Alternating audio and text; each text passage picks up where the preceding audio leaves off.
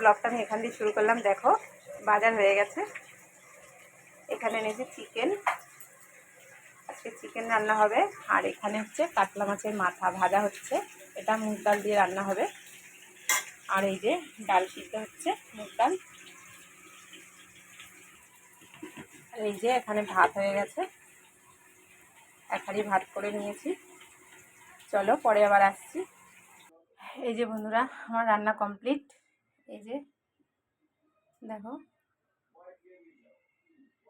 এই যে চিকেন কষা আলু দিয়ে, আর এই যে কালকের 2 পিস ইলিশ মাছ সর্ষে বাটা দিয়ে রয়েছে, কালকের একটু পুঁই শাক রয়েছে, আর এই যে মাছের মাথা দিয়ে মুগ ডাল করেছি। এই যে